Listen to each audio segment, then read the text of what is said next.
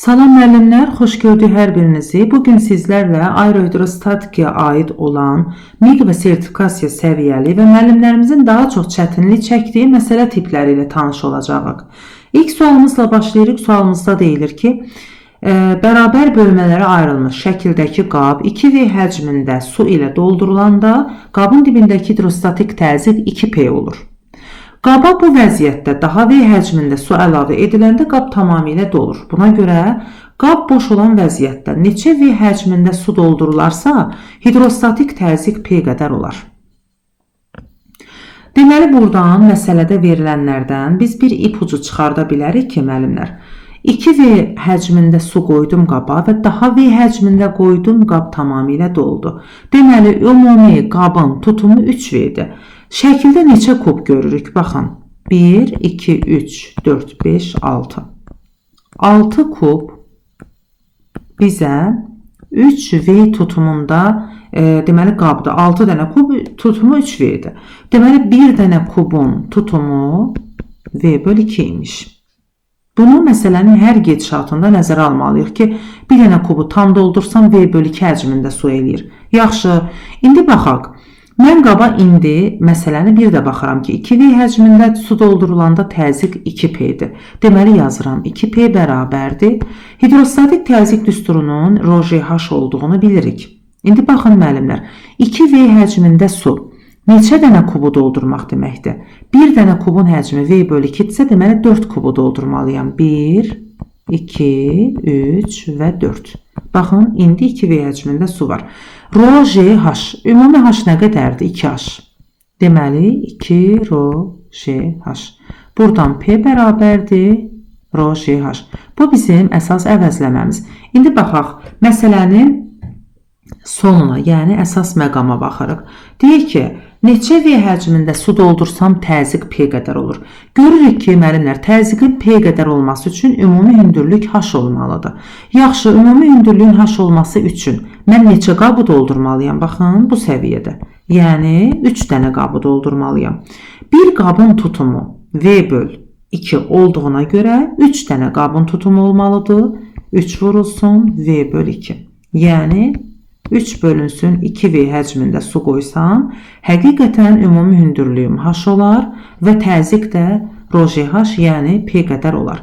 Düzgün cavabımız C variantı.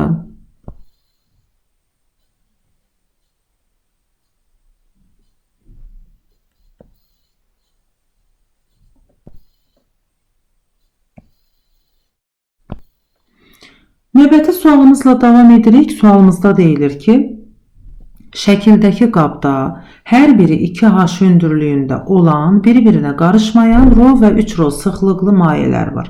K nöqtəsindəki hidrostatik təzyiq PK, L-dəki təzyiq PL olarsa, PL-in PK-ya nisbəti nə qədər olar? Deməli, burada biz nəyi nəzərə almalıyıq? Hidrostatik təzyiq düsturu ρGH-dır və bizə hansı nöqtədəki hidrostatik təzyiq soruşulursa, həmən nöqtənin özündən yuxarıdakı hidrostatik təzyiq nəzərə alınır. Yəni, biz PL-i tapmaq üçün burada L-dən yuxarıda, baxın, 3ρ sıxlıqlı, buna ρ yazaq. 3ρ sıxlıqlı, ümumi hündürlük belə 2H-dırsa, bizə deyir ki, burada 2H-dır. Onda L nöqtəsindən yuxarıda H hündürlüyündə 3ρ sıxlıqlı maye var və ρ sıxlıqlı 2H hündürlüyündə maye var. Onda mən PL üçün yazmalıyam. Əvvəlcə 3ρ sıxlıqlı 3ρGH hündürlüklü maye plus ρ sıxlıqlı 2H hündürlüklü, yəni 2ρGH. Deməli, PL bizə 5ρGH-ı verir. Eyni qaydada müəllimlər PK üçün baxmalıyıq. Deməli, PK üçün baxıram indi. K nöqtəsinin özündən yuxarıda H hündürlüyündə ρ sıxlıqlı maye var. Deməli, PK bərabərdir ρGH. Elə bizdən bu nisbəti soruşduğu üçün düzgün cavabımız olur 5, yəni A variantı.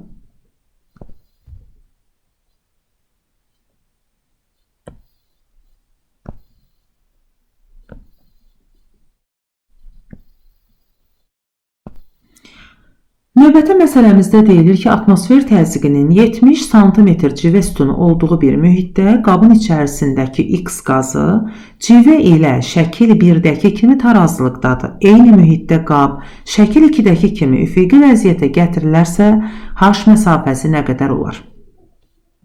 Əvvəlcə şəkil 1-ə baxsaq, X qazının göstərdiyi ümumi hidrostatik təzyiq nə ilə tarazlaşıb? Baxın, civənin göstərdiyi təzyiq aşağıdır və atmosfer təzyiqi də aşağıdır. Deməli, şəkil 1-dəki Px qazı bərabər olur 10 sm civə sütunluğu təzyiq plus 70 sm civə sütunu da bu bizə atmosfer təzyiqini verir.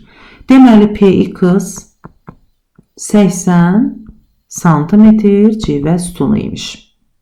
İndi şəkil 2-yə baxsaq müəllimlər.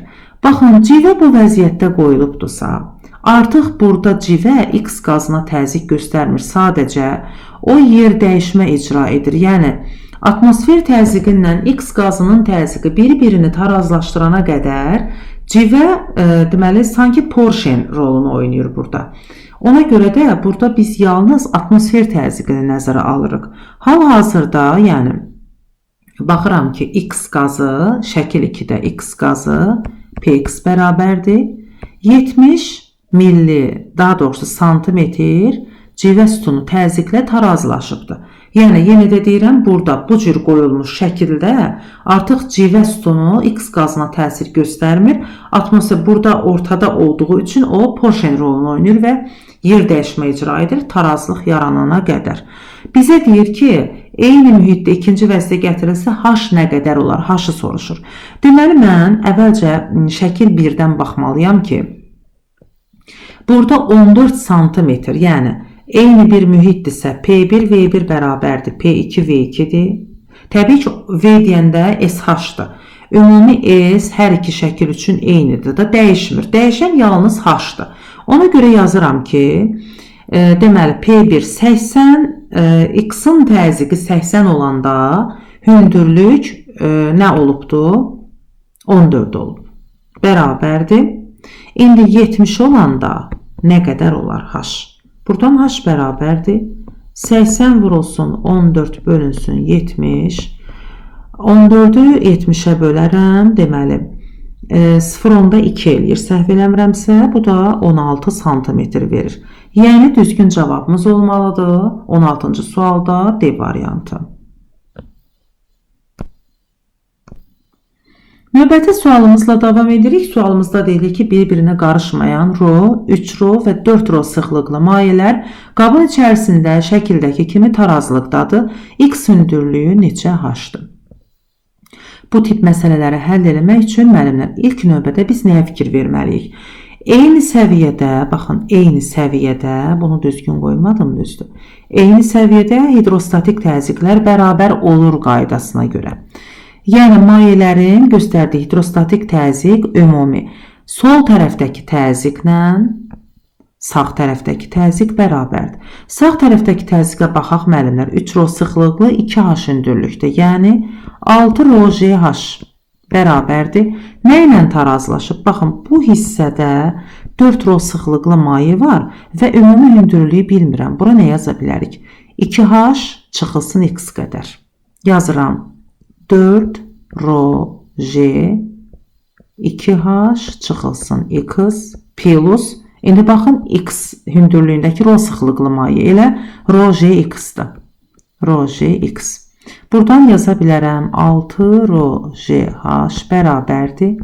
8 ro JH plus, daha doğrusu minus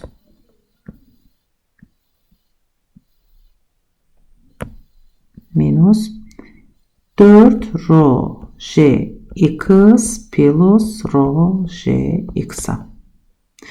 Ro J'ləri ixtisar eləyək, hesablamamız daha sadə olsun. 6H bərabərdir 8H minus 3X-a. Mənfi 4X, bu da X. Deməli, buradan aldıq ki, 2H bərabərdir 3X-a.